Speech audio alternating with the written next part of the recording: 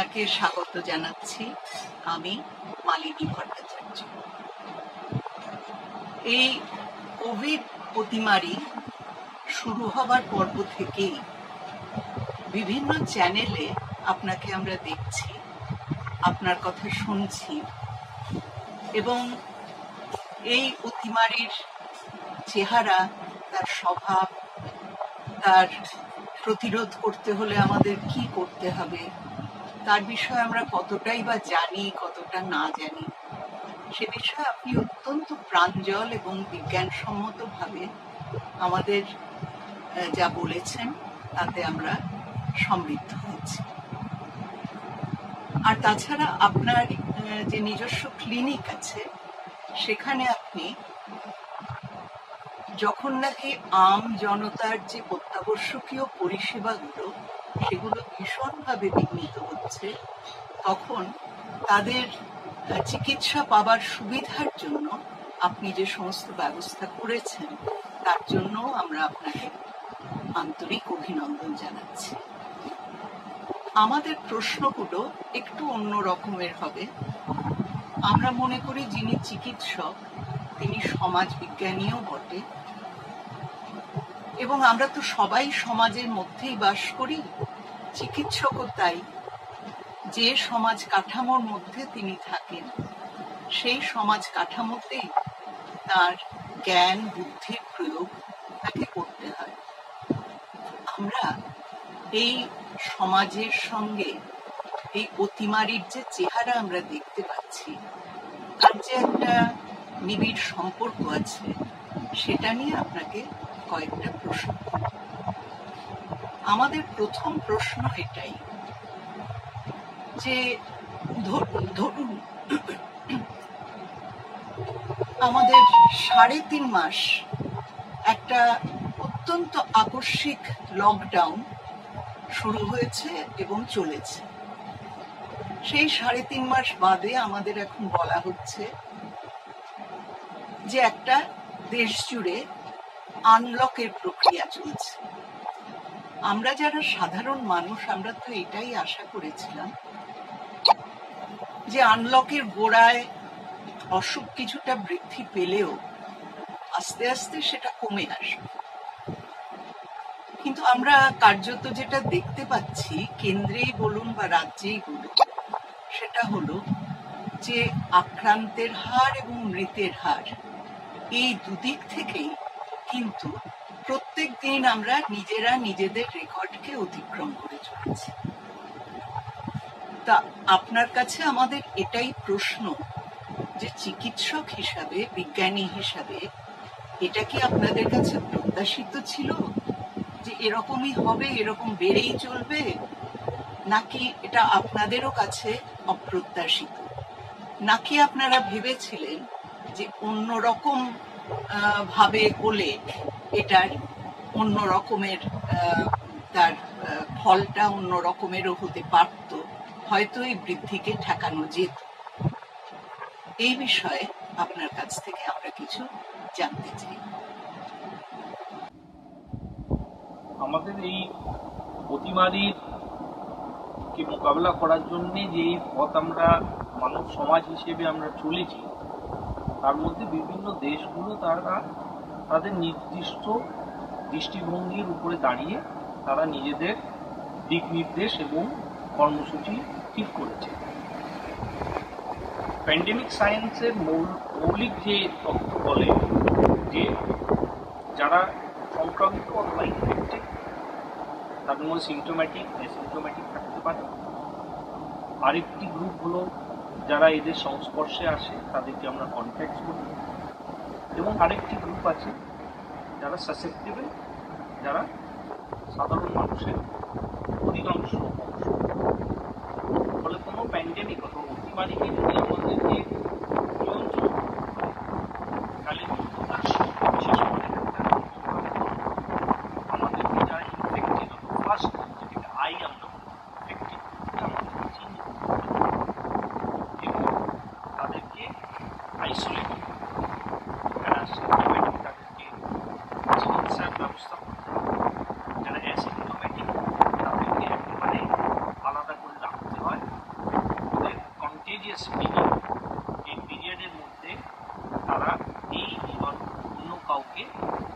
থাকতে পারে সেই পিরিয়ডের জন্য ওদেরকে আলাদা রাখা হয়। তাদের সংস্পর্শে ইতিমধ্যে যারা এসছে তাদেরকে আমাদের কোয়ারেন্টাইন, আইসোলেশন এবং কোয়ারেন্টাইনের বেসিক পার্থক্য হলো যে যারা কোয়ারেন্টাইনে থাকে তাদের সংক্রমণ থাকতে পারে নাও থাকতে পারে, আমরা পরীক্ষা করে সেটা জানার চেষ্টা করি। এবং আইসোলেশন অলরেডি ইস্টাবলিশড ইনফেকশন রয়েছে, সিমটোমেটিক অথবা অ্যাসিম্পটোমেটিক। এই দুটি গ্রুপকে যদি আমরা আলাদা করে রাখি আর বাকি মানুষ যারা সাসেপ্টেবল আছে তাদের মধ্যে আমরা যদি একটা ব্যারিয়ার তৈরি করতে পারি এই আইসোলেশন এবং কোয়ারেন্টাইনের মধ্যে থেকে, তখন এই আইসোলেটেড এবং কোয়ারেন্টাইন করা যে মানুষ কন্ট্যাক্টস তাদের মধ্যে স্বাভাবিক সময়ের অনুপাতে এই জীবাণুটা অবলুপ্ত হয়ে যায়।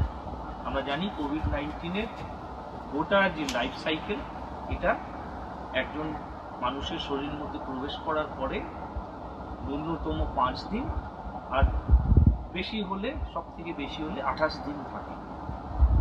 অ্যাভারেজ 5 দিনের মধ্যে সেই রোগের উপসর্গগুলো চলে আসে এবং বেশিরভাগ মানুষের মধ্যে 14 দিনের মাথায় এই ভাইরাসের লক্ষণগুলো চলে যায় এবং কোভিড টেস্ট নেগেটিভ হয়ে যায়। এই কোভিড টেস্টটা আমরা করি, কিন্তু তার শরীর থেকে শেডিংও ভাইরাস হতে পারে বিভিন্ন পথে, তার মধ্যে বিতর্ক রয়েছে। কিন্তু সবাই একমত যে 2 সপ্তাহ আরও বেশি, এই প্রথম 2 সপ্তাহ অতিক্রম করার পরে আর সেই ব্যক্তি এই ভাইরাসটাকে শেড করতে পারবে না, অথবা তার শরীর থেকে ভাইরাস পার্টিকেলগুলো বেরিয়ে অন্য কাউকে সংক্রমিত করতে পারবে না। তাহলে এই সময়ে এই 28 দিন যদি আমরা একজন ব্যক্তি যার শরীরের মধ্যে ভাইরাস আছে অথবা আমরা সন্দেহ করছি তাকে যদি আমরা সাসেপ্টেবল গ্রুপ থেকে আলাদা রাখতে পারি, তাহলে এই সংক্রমণের উপর নিয়ন্ত্রণ আমরা করতে পারি। কিন্তু ন্যূনতম যেটা করণীয়, সমস্ত ইনফেক্টেডকে চিহ্নিত করার জন্য টেস্ট WHO বলেছিল, যে টেস্ট ভারতবর্ষের পরিপ্রেক্ষিতে করা হয়নি। যে রাষ্ট্রগুলো সেই টেস্ট করলো তারা কিন্তু সুফল পেয়েছে। ব্যতিক্রমী রয়েছে ভারতবর্ষে কেরল সরকার, যারা বিদেশ থেকে যারা এসেছিলেন তাদেরকে পার্সিউ করে চেস করে তাদের মধ্যে এই যে ফার্স্ট গ্রুপ যেটা ইনফেক্টেড গ্রুপ থাকার সম্ভাবনা ছিল, তারা বিমানবন্দরের মধ্যে থেকে প্রবেশ করে এটাকে সব জায়গায় ছড়ানোর পোটেনশিয়াল দেখিয়েছিল, তাদেরকে ট্রেস করেছে। তার সুফল কেরলের মানুষ ভোগ করছে। তারা ইতিমধ্যে 13 লক্ষ ছাত্রছাত্রী মাধ্যমিক পরীক্ষা দিয়ে তাদের ফল ঘোষণাও করে দিয়েছে। বাকি ভারতবর্ষের মধ্যে আমরা লকডাউন করলাম, ভারতবর্ষের মানুষ, পরিযায়ী শ্রমিক, সাধারণ মানুষ, খেটে খাওয়া মানুষ, দিনমজুর, তারা নিজেদের রোজগার বাদ দিয়ে, তারা যে চাষের কাজ আছে সেটাকে বাদ দিয়ে, দৈনন্দিন ছোট যে ব্যবসায়ী ফেরিওয়ালা তারা তাদের কাজ বাদ দিয়ে, কলকারখানার শ্রমিকরা তাদের কাজ বাদ দিয়ে তারা লকডাউনকে সাফল্যমণ্ডিত করার জন্যে তাদের জীবনের ঝুঁকি করে এর মধ্যে অংশগ্রহণ করে। কিন্তু সরকারকে আনলক অবস্থায় থাকার কাজ করার কথা ছিল। সরকারের কাজ ছিল, অথবা মেডিকেল সায়েন্সে যেটা ডিমান্ড ছিল, রিকোয়ারমেন্ট ছিল, যে সমস্ত মানুষ যারা সন্দেহজনক তাদের পরীক্ষা করে তাদের দ্রুততার সঙ্গে চিহ্নিত করে সে I&C গ্রুপকে আইসোলেট এবং কোয়ারেন্টাইন করার কথা ছিল। আমরা দেখলাম ভারতবর্ষের সাধারণ মানুষ লকডাউনে গেল এবং সরকারও লকডাউনে চলে গেল। টেস্টের যে পরিসংখ্যা, এই মুহূর্তে আমরা 3য় স্থানে রয়েছি বিশ্বের। সেই 3য় স্থান থাকা সত্ত্বেও আমাদের টেস্টের পরিসংখ্যা সব থেকে কম এই মুহূর্তে প্রথম 10টি দেশের, যদি আমরা একটা বিবেচনার হিসেবে মাপকাঠি হিসেবে ধরি, ফার্স্ট 10 কান্ট্রিজ। সেখানে দাঁড়িয়ে এত কম টেস্টে যদি আমরা বিশ্বের 3য় স্থানে থাকি, তাহলে সামগ্রিক প্ল্যানিং আমাদের যেটা অভাব রয়েছে তার কিন্তু পরিচয় সামনে চলে আসে। এবং প্রথম ইঙ্গিত আমরা পেলাম যখন নীতি আয়োগ, যেটা প্ল্যানিং কমিশন, পরিকল্পনা কমিশন, সেটা কেন্দ্র সরকারের পরিকল্পনা সম্বন্ধে যে ধারণা তার বহিঃপ্রকাশ ঘটল, তখন প্ল্যানিং কমিশনকে সরিয়ে দিয়ে নীতি আয়োগ করা হলো। মানে সরকার নীতি করবে, পরিকল্পনা করবে না। তার বহিঃপ্রকাশ ঘটলো যখন নীতি আয়োগ বলল যে মে মাসের 3য় সপ্তাহ থেকে আমাদের কোভিড-19 পরিসংখ্যানগুলো কমতে শুরু করবে। আমরা দেখলাম সেটা না হয়ে সমস্ত সূচকগুলো ঊর্ধ্বমুখী আছে, এবং এই ঊর্ধ্বমুখী হওয়ার মূল যে কারণ সেটা হলো যে আমাদের পর্যাপ্ত মাত্রায় টেস্টিং হয়নি, আমরা সঠিকভাবে যারা জীবাণু অন্য মানুষের কাছে ছড়িয়ে দেওয়ার যে পোটেনশিয়াল রাখে তারা থেকে আইসোলেট এবং কোয়ারেন্টাইন করতে পারেনি, এবং এই পরিপ্রেক্ষিতে এই পরিস্থিতির মধ্যে আমরা আছি। সমস্ত সূচক ঊর্ধ্বমুখী, এবং এই ঊর্ধ্বমুখী সূচকগুলো যদি আমাদেরকে নামাতে হয় তাহলে এখনও আমাদেরকে বিরাটভাবে টেস্টিংয়ের যে কাজ আছে বাড়াতে হবে। এই কাজ না বাড়িয়ে আদূর ভবিষ্যতে কোভিড-19 সূচকগুলো কোনো সূচক নিম্নমুখী হওয়ার সম্ভাবনা নেই।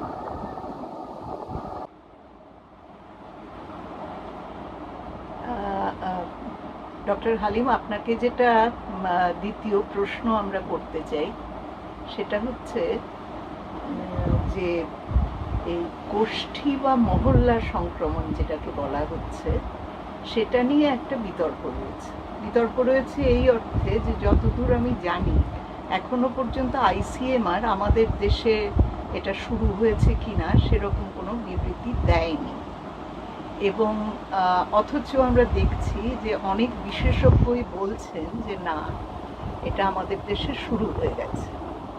এখন আমার প্রশ্নটা হলো যে যদি এটা শুরু হয়ে গিয়ে থাকে, প্রথমত গোষ্ঠী সংক্রমণটা কি, এবং সেটা যদি শুরু হয়ে গিয়ে থাকে তাহলে পরে এখন সবচাইতে যারা বিপন্ন তারা হলো সবচাইতে যারা ভালনারেবল, অর্থাৎ যাদের রুজি রুটির প্রয়োজনে যাদের প্রত্যেক দিন বেরোতেই হয়, এই লোকেরাই তো এতে সবচাইতে বেশি সংক্রমিত হবার সম্ভাবনা। কাজেই সেখানে তাদের সুরক্ষার জন্য কি ধরনের উদ্যোগ থাকা দরকার বলে আপনি মনে করেন?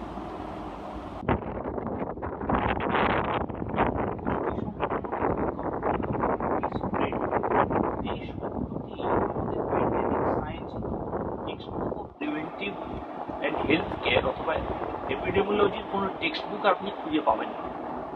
ফলে এই শব্দটা একেবারে বিজ্ঞান বহির্ভূতভাবে খুব লুজলি প্রয়োগ করা হয়। WHO ওয়ার্ল্ড হেলথ অর্গানাইজেশনে প্যান্ডেমিকের 6টি স্টেজ আছে।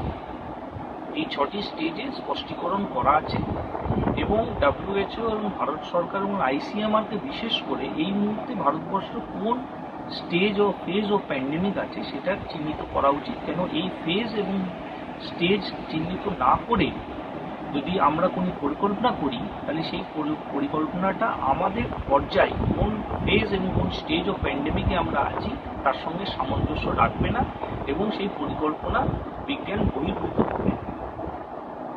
আমি ব্যক্তিগতভাবে এবং বিজ্ঞান যারা কর্মীরা আছি আমরা বিভিন্ন স্তরে জিজ্ঞেস করেছি কেন আইসিএমআর, ভারত সরকার এবং পশ্চিমবঙ্গের রাজ্য সরকার এবং অন্যান্য রাজ্য সরকার এই প্যান্ডেমিকের যে স্টেজ আছে সেই স্টেজকে চিহ্নিত করে সাধারণ মানুষের সামনে নিয়ে আসছে। এই স্টেজ যদি সরকার সঠিকভাবে মানুষের সামনে ঘোষণা করে তাহলে মানুষের কাছ থেকে যে সহযোগিতা আমরা চাই এই স্টেজের অনুপাতে তারা কিন্তু সেই সহযোগিতা করবে। কমিউনিটি স্প্রেড একটা গোষ্ঠীর মধ্যে স্প্রেড হচ্ছে, এর কোনো ক্লাসিক্যাল কোনো ডেফিনিশন নেই।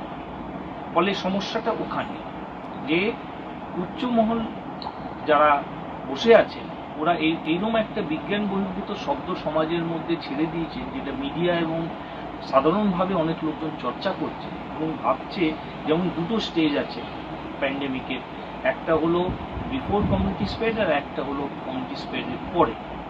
এখানেই এই সমস্যাটা আমাদের তৈরি হয়েছে, এবং স্বাভাবিকভাবে যে পরিকল্পনা করে যা নামানো হচ্ছে তার মধ্যে বাস্তবতার সঙ্গে একটা ফারাক হয়ে যাচ্ছে। ফলে আমার স্পষ্ট দাবি এবং আশা করব যারা বিজ্ঞানসম্মত আছেন, যারা সুবুদ্ধ সচেতন মানুষ, তারা সরকারের কাছে এটাই দাবি করবে যে আমাদের ওয়ার্ল্ড হেলথ অর্গানাইজেশন অনুযায়ী যে 6টি ফেজ করা আছে, 2টি ফেজ অবশ্য ফেজ 5 এবং ফেজ 6 সেটা হচ্ছে রিজনাল এবং আন্তর্জাতিক স্তরে, কিন্তু ন্যাশনাল লেভেলে স্টেজ 4 অবধি কিন্তু ভাগ করা আছে, এবং তার নির্দিষ্ট ক্রাইটেরিয়া একেবারে স্পষ্টীকরণ করা আছে, এবং সেই পদ্ধতি মেনে ভারতবর্ষ এই মুহূর্তে কোন ফেজে আছে এটা সরকার এবং আইসিএমআরকে ঘোষণা করা উচিত। আমরা জানি যে যখন একটা কেস তাকে ব্যাক ক্যালকুলেশন করে কার কাছ থেকে সেই সংক্রমণটা পেয়েছে, আমরা যখন এই লিঙ্কটা হারাতে শুরু করি তখনই আমরা বুঝতে পারি যে আমরা কিন্তু ফেজ 4 এর মধ্যে পৌঁছে গেছি। আমাদের ভারতবর্ষে এই মুহূর্তে প্রায় আমরা 6 লক্ষ অতিক্রম করে বোধহয় 7 লক্ষর কাছাকাছি আমরা পৌঁছে গেছি। এই পরিস্থিতির মধ্যে আমাদের প্রত্যেকটা কেসকে যদি ভারত সরকার কনফিডেন্টলি অথবা দায়িত্ব নিয়ে বলতে পারে যে ওই পজিটিভ যিনি হয়েছে তিনি কার কাছ থেকে এই ভাইরাসটা পেয়েছে তাকে চিহ্নিত করার কাজ ভারত সরকার সম্পূর্ণ করেছে, তাহলে লুজলি আমরা বলতে পারি যে আমরা এখনো কমিউনিটি স্প্রেডে পৌঁছইনি। কিন্তু যদি ভারত সরকার বলে এই 7 লক্ষ কেসের মধ্যে একটা এলাকার মধ্যে এইরকম একটা পরিসংখ্যান কেস আছে যাদেরকে ট্রেস ব্যাক করার, তাদের যে কন্ট্যাক্ট পারসন যার কাছ থেকে ওনারা এই কোভিড-19 ভাইরাস পেয়েছে সেটা ধরতে পারছে না, তাহলে আমরা লুজলি বলতে পারি যে আমরা কমিউনিটি স্প্রেডের মধ্যে চলে এসেছি। ভারতবর্ষ একটা বড় দেশ, ফলে আলাদা এলাকার মধ্যে কমিউনিটি স্প্রেডের আলাদা আলাদা পর্যায় থাকবে। খুব লুজলি আমরা কিন্তু কমিউনিটি স্প্রেড নিয়ে এই কথাগুলো বলতে পারি। ফলে এই মুহূর্তে গুরুত্বপূর্ণ বিষয় রইল যে আমাদের যা পরিসংখ্যান এবং সব সূচকগুলো ঊর্ধ্বমুখী, ভারত সরকার অত কোনো কর্তৃপক্ষ যদি এই দাবি করে থাকে যে আমরা কমিউনিটি স্প্রেডে নেই, তাহলে ওদের কাছে এই রেকর্ডটা থাকার কথা যে ওদের প্রত্যেকটা পজিটিভ কেসের কন্ট্যাক্ট পারসন কি আছে।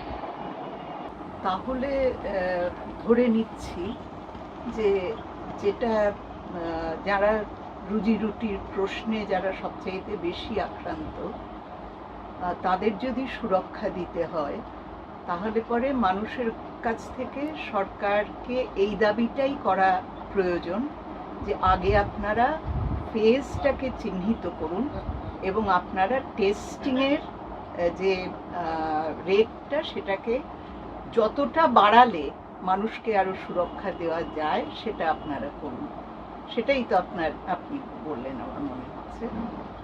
এখন যেটা দেখা যাচ্ছে সেটা হলো যে আমরা একেবারে এই অতিমারির গোড়া থেকেই দেখতে পাচ্ছি যে এটা সম্বন্ধে নানা রকমের ভ্রান্ত ধারণা, কুসংস্কার ইত্যাদি মানুষের মধ্যে ছড়িয়ে দেওয়া হচ্ছে।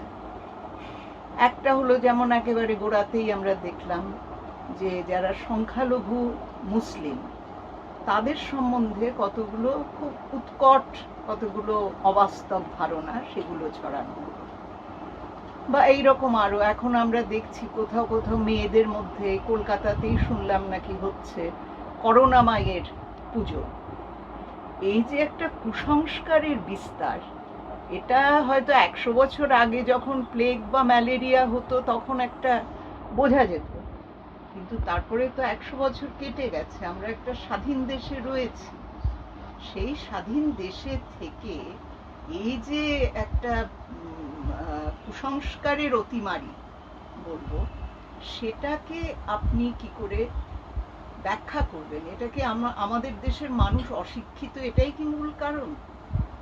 এইটা একটু আপনার কাছে জানতে চাইছি। আমরা দেখলাম যে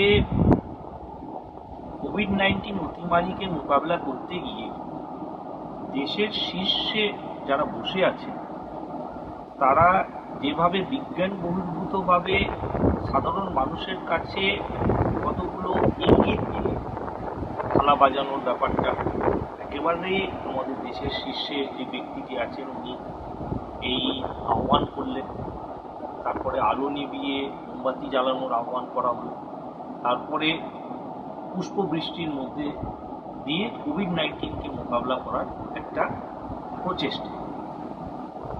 এই বিজ্ঞান বহির্ভূত প্রক্রিয়া আমাদের দেশে দীর্ঘদিন ধরে চলে আসছে এবং সব থেকে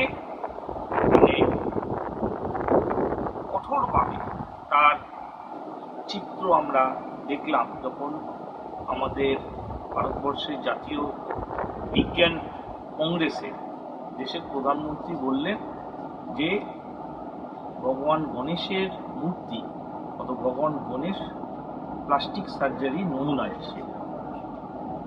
আমাদের দেশের মধ্যে এই যে বিজ্ঞান বহির্ভূত যে কথাবার্তা, তার মধ্যে আমাদের সভ্যতা, আমাদের বিজ্ঞান, আমাদের চিকিৎসা বিজ্ঞান, তার প্রতি এর থেকে বড় অসম্মান হয় না। আমরা পৃথিবীর সমস্ত প্লাস্টিক সার্জারি ডিপার্টমেন্টে যদি যাই, America, England, Europe, Africa, south America, সেখানে যখন প্লাস্টিক সার্জারি ডিপার্টমেন্টের দরজাটা খুলে আপনি প্রবেশের মধ্যেই দেখবেন দেওয়ালে সুশ্রুতের ছবি লাগানো আছে। পৃথিবীব্যাপী ওনাকে ফাদার অফ প্লাস্টিক সার্জারি মনে করা হয়। সেই সুশ্রুত, যিনি আমাদের প্রাচীন বিদ্যাকে খ্যাতি এনেছিলেন, উনি উনার লিপির মধ্যে, সুশ্রুত সংহিতার মধ্যে কোনোদিন ভগবান গণেশ প্লাস্টিক সার্জারি নমুনা আছে এর উল্লেখ করেনি, এবং আমাদের প্রাচীন বেদ, পুরাণ ইত্যাদি কোনো আমাদের যে নথিগুলো আছে সেই নথির মধ্যে এইরকম কোনো উল্লেখ নেই। কিন্তু 3 বছর আগে আমরা দেখলাম দেশের প্রধানমন্ত্রী এই কথাটা বললেন। এর মধ্যে থেকে ভারতবর্ষে আমরা যে বাস্তব পরিস্থিতির মধ্যে চিকিৎসার সঙ্গে বিজ্ঞান বহির্ভূত যে সম্পর্ক, আমাদের শীর্ষে যারা বসে আছে তাদের নানান রকমের বহিঃপ্রকাশ ঘটেছে, এবং কোভিড-19 এর বহিঃপ্রকাশের মধ্যে থেকে কতগুলো ক্ষতিকারক দিক আমরা দেখতে পাচ্ছি। আমরা দেখলাম যে অদ্ভুতভাবে একটা ওষুধ আবিষ্কৃত হলো, যে ওষুধকে সরকারি কতগুলো স্বীকৃতি দেওয়া হলো, পরে সেই স্বীকৃতি প্রত্যাহার করা প্রক্রিয়া শুরু হলো, আবার সেই প্রত্যাহার প্রক্রিয়ার মধ্যে কিছু অ্যামেন্ডমেন্ট করে একটা ওই ওষুধটাকে বহাল রাখার একটা টানাপোড়েন চলছে। আমরা দেখলাম যে একেবারে গ্রাম এবং সাধারণ সমাজের স্তরে, বিশেষ করে প্রথম দিন যখন ঘন্টা বাজানোর কর্মসূচি এবং জনতা কারফিউর নামে যে কাজটি করা হলো, তার শেষে আমরা দেখলাম যে ডিএম এবং পুলিশ অফিসার, যারা সারাদিন ধরে সবাইকে আটকাচ্ছিলেন রাস্তাতে নামার জন্যে, তারা একেবারে রাস্তায় নেমে, যেমন আমরা কোভিড-19 বিরুদ্ধে জয়যুক্ত হয়ে গেছি এবং এই কোভিড-19 আর ভারতবর্ষকে স্পর্শ করবে না, ওই 12 ঘন্টার কারফিউর মধ্যে থেকে আমাদের যে কাজ কোভিড-19কে মোকাবিলা করা সেটা সম্পূর্ণ হয়ে গেছে, এই মেজাজে তারা গোটা ভারতবর্ষের মধ্যে তারা একটা উৎসবের মতন একটা পরিস্থিতি তৈরি করল। এর মধ্যে থেকে সাধারণ মানুষ যখন অসহায়, সাধারণ মানুষ যখন সেই আশা আমাদের দেশের যারা এগিয়ে থাকার মানুষের কাছ থেকে পাচ্ছে না, তারা নিজেদের মতন তাদের সুবিধা এবং তাদের বিশ্লেষণ এবং তাদের ব্যাখ্যা করতে শুরু করে, এবং এটা একদিক থেকে আমাদের বাস্তব যে সমাজ আছে, এই গরিব মানুষের কাছে যখন বিজ্ঞান হাতিয়ার হিসেবে পৌঁছতে পারে না, তখন তাদের নিজস্ব বোধ বুদ্ধির অনুযায়ী তারা কিন্তু বিশ্লেষণ করতে শুরু করে এবং তাদের নিজস্ব সুরাহা খুঁজতে শুরু করে, এবং একটা দেশ যেখানে ধর্মের একটা গুরুত্বপূর্ণ ভূমিকা রয়েছে, অসহায় মানুষ ধর্মের যে রাস্তা আছে তাকে গ্রহণ করে এবং ভুলে পা দিতে করে। এটা সব থেকে বড় নেতিবাচক কমেন্ট আমাদের দেশের যে শাসক ব্যবস্থা আছে, আমাদের দেশের যে স্বাস্থ্য ব্যবস্থা আছে তার উপরে, যে কেন একজন অসহায় মানুষ স্বাস্থ্য ব্যবস্থার দিকে মুখ না ঘুরিয়ে সে অন্য দিকে মুখ ঘুরিয়ে দিচ্ছে, যখন এত বড় একটা রোগ পৃথিবীকে গ্রাস করছে। এই মুহূর্তে দাঁড়িয়ে শেষ করার আগে যে দুটি অ্যাডভাইজারি আমি দিতে চাই।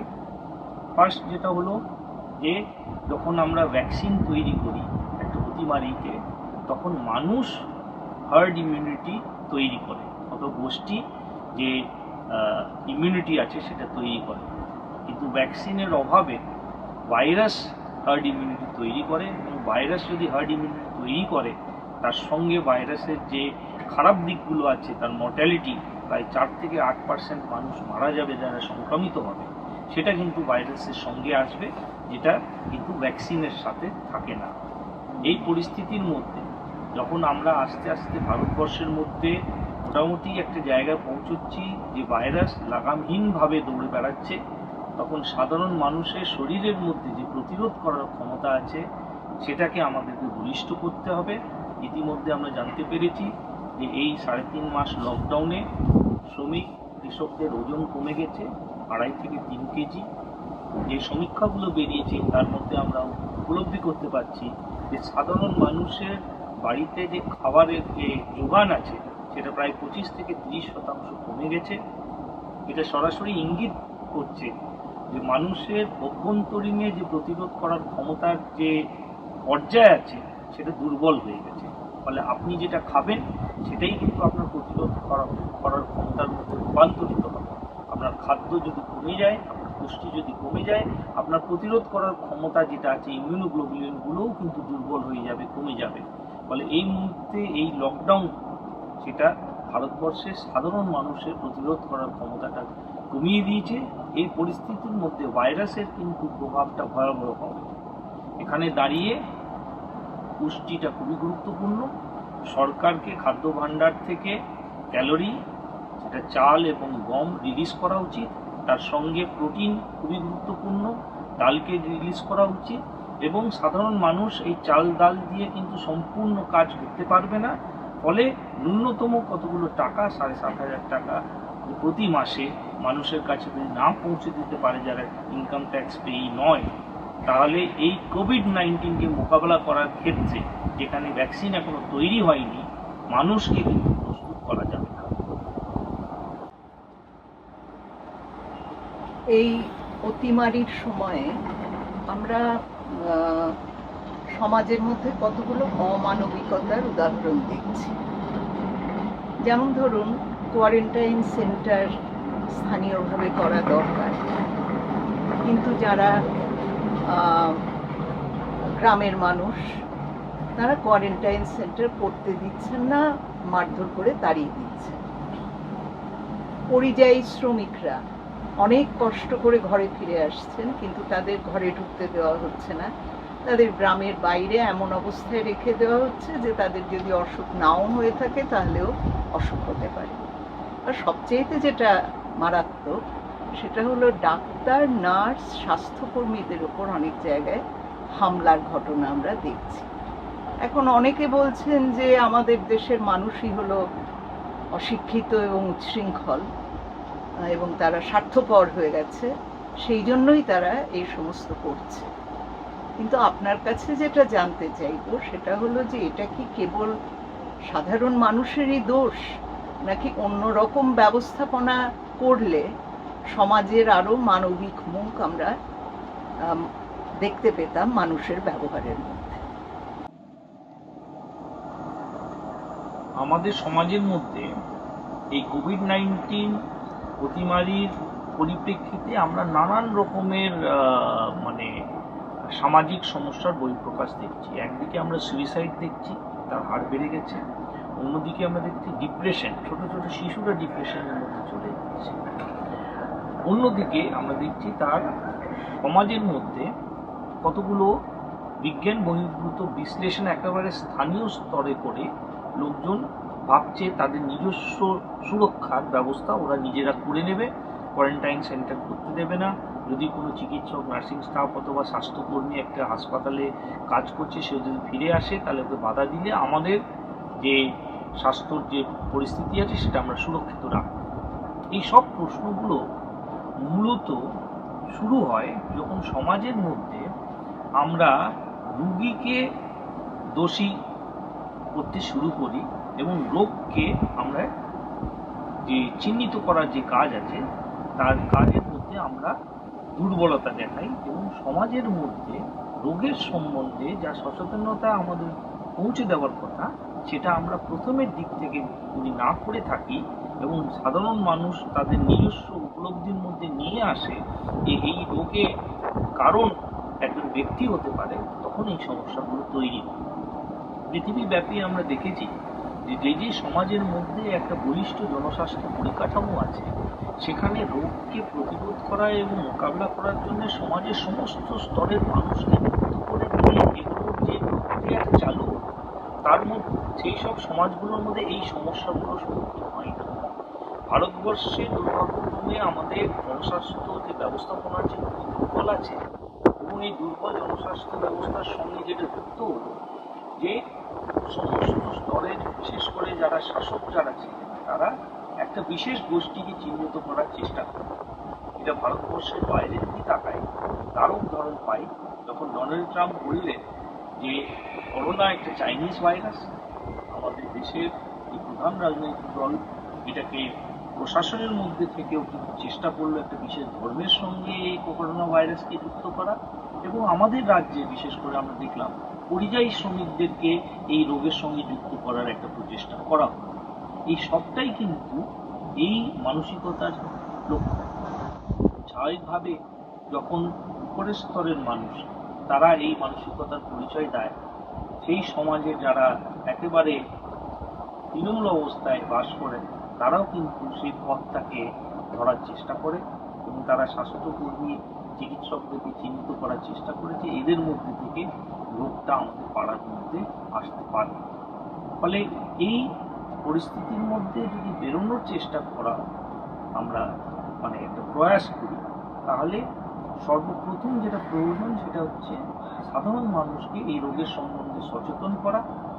এই রোগটা একটা ভাইরাস ঘটিত রোগ, এবং এই ভাইরাস ঘটিত রোগের মাধ্যমে যে যে উপসর্গগুলো সামনে আসে সেইগুলো চিহ্নিত করে সেই ব্যক্তিকে দ্রুততার সঙ্গে আইসোলেট করা এবং তাকে চিকিৎসার ব্যবস্থা করা, এবং পর্যাপ্ত পরিমাণে টেস্টিং, এবং এই টেস্টিং করার পরে যাদের কোয়ারেন্টাইন থাকার কথা তাদের কোয়ারেন্টাইনের ব্যবস্থা করা। এবং কোয়ারেন্টাইন আমরা তো চাঁদে গিয়ে তৈরি করতে পারবো না, কোয়ারেন্টাইন সেন্টার ভারতবর্ষে তৈরি করতে হবে মানুষের সহযোগিতার মধ্যে থেকে। তাদের আত্মীয় স্বজন পাড়ার লোকজনকে কোভিড হবে এবং তাদেরকে কোয়ারেন্টাইন করতে হবে। ফলে সমাজকে বিজ্ঞানসম্মতভাবে যে ব্যারিয়ারগুলো আছে সেই ব্যারিয়ারগুলো তৈরি করে আমাদের কোয়ারেন্টাইন সেন্টার করতে হবে। এই বিজ্ঞানসম্মত বার্তা, এই বিজ্ঞানসম্মত যে মানসিকতা, এর পরিচয় যদি উপর থেকে না আসে, নিচের স্তরের মানুষ কিন্তু তাদের নিজস্ব সুরক্ষা করতে গিয়ে যে প্রক্রিয়াটা ওরা গ্রহণ করছে তার মধ্যে থেকে তারা ভারতবর্ষের জনস্বাস্থ্য ব্যবস্থা এবং যে শাসন ব্যবস্থা আছে তার মধ্যেই তাদের কনফিডেন্সের অভাবের প্রকাশ করাচ্ছে। তারা এই ব্যবহারের মধ্যে বলছে যে আমাদের সুরক্ষা আমাদের নিজের দায়িত্ব নিতে হবে, অন্যান্য সামাজিক পরিকাঠামো আমাদের স্বাস্থ্যের সুরক্ষা গ্যারেন্টি করতে পারছে না, ফলে আমরা কোয়ারেন্টাইন সেন্টারে করতে দেবো না। ফলে আমার পাড়ার মধ্যে যদি কোনো স্বাস্থ্যকর্মী আসে তাহলে ওকে আমি ঢুকতে দেবো। এটা সমাজ ব্যবস্থার উপরে একটা কমেন্ট, এবং এখান থেকে বেরোনোর পথ হলো সবাইকে নিয়ে বিজ্ঞানের উপরে দাঁড়িয়ে একটা আলোচনা এবং সম্বোধন। ডক্টর হালিম, আপনি জনস্বাস্থ্য ব্যবস্থার কথাটা তুললেন, খুব ভালো হলো, কারণ আমরা সেই দিকেই আমাদের প্রশ্নগুলোকে নিয়ে যেতে চাইছি। কারণ এখন অনেক সময়ই আমরা এই কথাটা শুনতে পাচ্ছি যে একটা যদি মজবুত জনস্বাস্থ্য ব্যবস্থা দেশে থাকতো তাহলে পরে আমরা হয়তো এই রোগের মোকাবিলাটা আরও ভালোভাবে করতে পারতাম। তা সেই প্রশ্নটা আমার একটা প্রশ্ন, যে কেন জনস্বাস্থ্য ব্যবস্থা যে বলতে আমরা যেটা বুঝি, যদি সেটা থাকে তাহলে তার গুণটা কি, তার চরিত্রটা কি, যেটা আমাদের সাধারণ রোগের মোকাবিলায় সাহায্য করবে। এবং তারই সঙ্গে আমার যে প্রশ্নটা যুক্ত থাকবে সেটা হলো 1978 সালে আলমা-আটায় যে বিশ্ব স্বাস্থ্য সম্মেলন হয়েছিল সেখানে বলা হয়েছিল সকলের জন্য সুস্থতার কথা, শুধু অসুস্থতার অভাব নয়, সকলের জন্য সুস্থতা। এই স্লোগানটা নিয়ে অনেক দিন পর্যন্ত আপনারা যারা জনস্বাস্থ্য কর্মী তারা কাজ করেছেন, কিন্তু এখন যেন মনে হচ্ছে যে আমাদের রোগের সঙ্গেই বাস করতে হবে, এটাই যেন স্বাভাবিক হয়ে যাচ্ছে। এবং কেউ কেউ এমন কথাও বলছেন যে করোনাকে পাশবালিশ করে আমাদের থাকতে হবে। তাহলে পরে সেখানে আমাদের এই যে হেলথ ফর অল, এই যে স্লোগানটা ছিল, এখান থেকে কি আমরা তাহলে বাধ্য হয়ে সরে আসছি এবং শেষ পর্যন্ত এমন একটা ব্যবস্থার কাছে নতি স্বীকার করছি যেখানে অসুখী আমাদের নিত্যর সঙ্গী? ভারতবর্ষের জনস্বাস্থ্য ব্যবস্থা যদি আমাদেরকে আলোচনা করতে হয়, তাহলে আমাদের পৃথিবীতে জনস্বাস্থ্য ব্যবস্থা কীভাবে তৈরি হলো তার ইতিহাসের একটা সংক্ষেপ যে চিত্র আছে সেটা আমাদেরকে দেখে নিতে হবে। পৃথিবীব্যাপী জনস্বাস্থ্য পরিকাঠামো এটা যারা শাসক আছে তাদের স্বতঃস্ফূর্ত মস্তিষ্ক প্রসূত নয়। এটা তৈরি হলো আপনার 17th সেঞ্চুরির শেষের দিকে শ্রমিকরা যখন কলকারখানার আশেপাশে তাদের বসতি তৈরি করল এবং কোনো স্বাস্থ্য পরিকাঠামো সরকারিভাবে ছিল না, সেই পরিস্থিতির মধ্যে বাজার থেকে এককভাবে স্বাস্থ্য পরিষেবা কেনা যে অনেকটা ব্যয়বহুল ছিল, সেই বাস্তবতার মধ্যে এবং অন্যান্য ঐতিহাসিক কারণের মধ্যে শ্রমিকরা নিজেদের মধ্যে কতগুলো সংগঠন তৈরি করলেন। সেই সংগঠনগুলো ওরা নামকরণ করলেন ফ্র্যাটার্নাল এবং মিউচুয়াল এইড অর্গানাইজেশন। ওই স্লোগানটা ছিল one for all, all for one. এবং এই একদিনের বেতন দিয়ে তারা যেমন তাদের অরফেনেজগুলো, যারা শ্রমিকরা মারা যেত তাদের হচ্ছে ডেথ কম্পেনসেশন, তারা স্কুল চালানোর প্রচেষ্টা শুরু করলেন। পাশাপাশি একটা গোষ্ঠী হিসেবে তারা সম্মিলিতভাবে বাজার থেকে স্বাস্থ্য পরিষেবাও কিনতে শুরু করে তাদের সদস্যদের জন্য।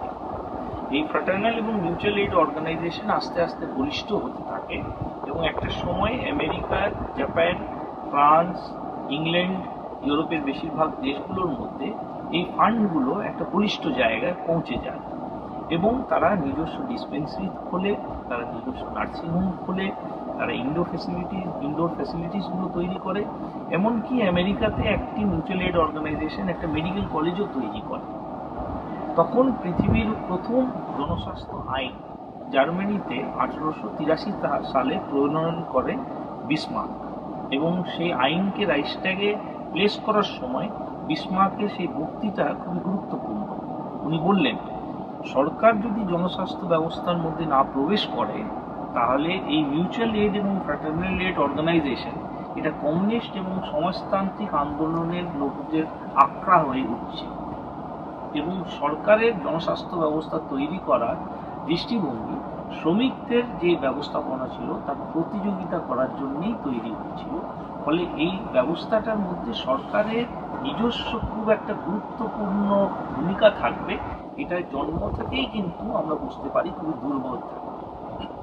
ফলে আজকে দাঁড়িয়ে ভারতবর্ষের মধ্যে জনস্বাস্থ্য ব্যবস্থা কিন্তু সেই ঐতিহাসিক যে দৃষ্টিভঙ্গি আছে সেই ঐতিহাসিক দৃষ্টিভঙ্গির বাইরে যদি বিশ্লেষণ আমরা করতে যাই কিন্তু আমরা উপলব্ধির মধ্যে আনতে পারব না। এই সংক্ষেপে আমাদের জনস্বাস্থ্য ব্যবস্থা যেটা ভারতবর্ষে ইংরেজরা তৈরি করলেন, মূলত তাদের রেলওয়ে এবং তাদের যে সেনা এবং তাদের অ্যাডমিনিস্ট্রেশনদের দেখাশোনা করার জন্য, সেটা আস্তে আস্তে সম্প্রসারিত হয় এবং ভারতবর্ষের স্বাধীনতার পরে এটাকে সেই পর্যায়ে রেখে দেওয়ার একটা চেষ্টা হলো। তখন নতুন করে আমরা পথ চলা শুরু করলাম, বিশেষ করে আলমা আটা ডিক্লারেশনের পরে। তখন একটা গ্রামের স্তরে একটা প্রাইমারি হেলথ সেন্টার করার একটা রূপরেখা তৈরি হলো। কিন্তু যে যে রাজ্যগুলো তারা রাজনৈতিক কর্তব্য হিসেবে এই কাজটাকে সম্পূর্ণ করার চেষ্টা করলেন, এবং কেরল, পশ্চিমবাংলা এবং ত্রিপুরা এবং উল্লেখযোগ্যভাবে জম্মু কাশ্মীরও এটা চেষ্টা করলেন, সেখানে কিন্তু এই ফিজিক্যাল ইনফ্রাস্ট্রাকচার, এটা হচ্ছে প্রাইমারি হেলথ সেন্টারগুলো তৈরি হয়েছে। যে রাজ্যগুলো এটাকে রাজনৈতিক কর্তব্য হিসেবে গ্রহণ করেনি সেখানে কিন্তু এই প্রাইমারি হেলথ সেন্টারগুলো গ্রাম স্তরে তৈরি করা হয়নি। এই পরিস্থিতির মধ্যে নানা ইতিহাসের বাঁকগুলো এবং মোড়গুলো পেরিয়ে গিয়ে ভারতবর্ষের যে জনস্বাস্থ্য ব্যবস্থা বিভিন্ন রাজ্যে বিভিন্ন রূপ আছে, বিভিন্ন রাজনৈতিক দৃষ্টিভঙ্গি থেকে এই বিষয়গুলোকে আলাদাভাবে দেখা হয়। ফলে সব মিলিয়ে ভারতবর্ষে এই মুহূর্তে জনস্বাস্থ্য ব্যবস্থা আমরা বলতে পারি এক কথায় খুব একটা বলিষ্ঠ, অথবা সরকারের তরফ থেকে একে তৈরি করে সাধারণ জনগণের কাছে পৌঁছে দেওয়ার যে প্রচেষ্টা সেটা কিন্তু খুব ভালোভাবে এখনো এক মাত্রা অর্জন করে। আমাদের আলমা-আটা ডিক্লারেশন 1978 সালে হেলথ ফর অল স্লোগান দিয়ে শেষ হল, এবং তার একটা ইতিহাস আছে, এবং সেই ইতিহাসটাও কিন্তু খুব আজকের যে অতিমারি আছে তার সঙ্গে প্রাসঙ্গিক। কেন আমরা 60-এর দশকে স্মল পক্স ভাইরাসের বিরুদ্ধে যে লড়াইটা করেছিলাম, সেই লড়াই মধ্যে থেকে যে জয়টা পেলাম, সেই জয়ের মধ্যে থেকে আলমা-আটা ডিক্লারেশনটা তৈরি হয়েছে। আমরা ইতিমধ্যে 2টি ভাইরাস ঘটিত রোগে জয়যুক্ত হয়েছি মানব সমাজ হিসেবে, একটা স্মল পক্স, দ্বিতীয় হচ্ছে পোলিও। পোলিও প্রায় অবলুপ্ত হয়ে গেছে 3টে দেশের মধ্যে, আংশিক কয়েকটা জায়গায় এখনো আমরা পোলিওর লক্ষণগুলো পাচ্ছি। কিন্তু স্মল পক্সের ইতিহাসটা একটা অভিনব ইতিহাস। সেই ইতিহাসটা এই কারণে অভিনব, কেন স্মল পক্স ভাইরাস এবং তার সম্বন্ধে যে বিজ্ঞানের মাধ্যমে আমরা যে তথ্য অর্জন করতে পেরেছিলাম, সেটা একটা জায়গায় হচ্ছে স্পষ্ট ইঙ্গিত করলো, যদি আমাদেরকে এই রোগের বিরুদ্ধে জয়যুক্ত হতে হয়, তাহলে পৃথিবীর সমস্ত মানুষকে আমরা কিন্তু এই ভ্যাকসিনটা নিঃশুল্কে পৌঁছে দিতে হবে, বিনা পয়সায় পৌঁছে দিতে হবে। নাহলে যদি আমরা বাজারের হাতে এটা ছেড়ে দিই, কিছু লোকজন কিনে লাগাবে, কিছু লোকজন কিনে লাগাতে পারবে না, তাহলে এই রোগটাকে নির্মূল করা যাবে না, এই রোগটাকে ইরেডিকেট করা যাবে না। 60-এর দশকের চেহারা কি ছিল? 60-এর দশকের চেহারা ছিল এই বে অফ পিংসকে কেন্দ্র করে একদিকে সমাজতান্ত্রিক শিবির আর একদিকে হচ্ছে গণতান্ত্রিক শিবির প্রায় হচ্ছে মুখোমুখি দাঁড়িয়ে আছে। সেখানে গণতান্ত্রিক শিবিরে দর্শনগতভাবে বলছে যে বাজার হচ্ছে সর্বশ্রেষ্ঠ, বাজার সব সমস্যার সমাধান তৈরি করে দিতে পারবে, এবং বাজারের মধ্যে থেকে যে সমাধান হবে সেটা হচ্ছে মানব সমাজের মধ্যে সব থেকে উত্তম সলিউশন হবে। কিন্তু স্মল পক্স ভ্যাকসিন যখন এই প্রশ্নটা সামনে এলো, গোটা পৃথিবী প্রায় শীত যুদ্ধের হচ্ছে চূড়ান্ত যে বছরগুলো ছিল, নিউক্লিয়ার ওয়ার হতে চলেছে, তখন কি সমাজতান্ত্রিক দেশ কি গণতান্ত্রিক দেশ, সমস্ত দেশ বিনা পয়সা নিঃশুল্কে তাদের নাগরিকদেরকে এই স্মল পক্স ভ্যাকসিন দিল, এবং বাজার শক্তির হাতে স্মল পক্স ভ্যাকসিনকে ছেড়ে দেওয়া হলো না। ফলে এই অভিজ্ঞতার মধ্যে যে গোটা পৃথিবীর মানুষ সমাজ যখন চলল, এবং আমরা যখন জয়যুক্ত হলাম 60-এর দশক এবং 70-এর দশকের কাজের মধ্যে, এবং 76 সালে আমরা মোটামুটি বুঝলাম যে আমরা স্মল পক্সকে নির্মূল করে দিয়েছি, তখন স্বাস্থ্য একটা অধিকার হিসেবে প্রত্যেকটা নাগরিকের কাছে পৌঁছে যেতে পারে, এই প্রথম উপলব্ধি মানব সমাজের মধ্যে এলো।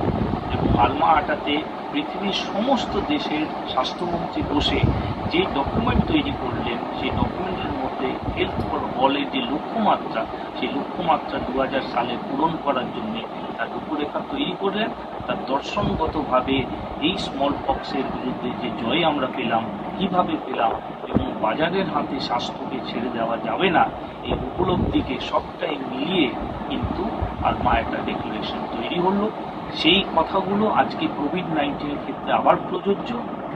আমরা দেখলাম যে যে দেশের মধ্যে একটা বলিষ্ঠ জনস্বাস্থ্য পরিষেবা আছে, এই দেশের মধ্যে সাধারণ মানুষকে যুক্ত করে জনস্বাস্থ্য পরিষেবা পরিচালিত হয়, সেখানে আমরা কোভিড-19-এ ভালো ফল করতে পেরেছি। ইতিমধ্যে স্পেন গোটা দেশের সমস্ত বেসরকারি স্বাস্থ্য পরিকাঠামোকে মানব সম্পদ সহ রাষ্ট্রীয়করণ করেছে কোভিড-19 মোকাবিলা করার জন্যে। আমাদের দেশের মধ্যে আমরা দেখেছি মহারাষ্ট্রতে বেসরকারি হাসপাতালকে সরকারিকরণ করার একটা প্রক্রিয়া শুরু হয়েছে, এবং মানব সম্পদকে যারা প্রাইভেট প্র্যাকটিসিং ডাক্তার আছে তাদেরকেও কিন্তু এই সরকারি চেন অফ কমান্ডে নিয়ে আসা। একটা চেন অফ কমান্ড, যেরকম স্মল পক্সের বিরুদ্ধে একটাই ডিসিশন ছিল, যেমন পোলিও একটা ডিসিশন ছিল যে পৃথিবীর সমস্ত শিশু যারা 5 বছরের কম আছে তাদের প্রতি বছর 2টি রবিবার 2টো ফোঁটা পোলিও ভ্যাকসিন দিতে হবে। ওর মাধ্যমে আমরা যে সাফল্য অর্জন করেছিলাম, সেই অভিজ্ঞতাগুলো কিন্তু আবার কোভিড-19 লড়াইয়ের মধ্যে সামনে চলে আসছে, এবং এই প্রশ্নটা আরও প্রাসঙ্গিক হয়ে যাচ্ছে।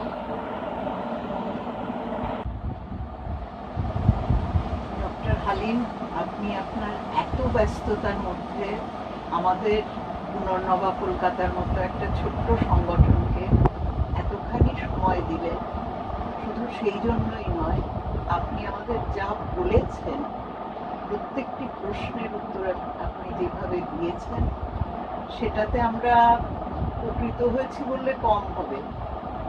আমাদের মনে হয় এটা আমরা যত বেশি মানুষের মধ্যে ছড়িয়ে দিতে পারবো, ততই আমাদের যে লড়াইয়ের কথাটা আপনি বললেন, সেই লড়াইটা করার ক্ষেত্রে অন্তত আমাদের দায়িত্বটুকু আমরা সম্পাদন করতে পারবো। সেটা আমরা অবশ্যই আমাদের পক্ষ থেকে আমাদের যেটুকু সামর্থ্য আছে আমরা করার চেষ্টা করব। আপনাকে আমরা আমাদের আন্তরিক অভিনন্দন জানাচ্ছি। এখানে আমরা আমাদের এই আলোচনা শেষ করব। ধন্যবাদ।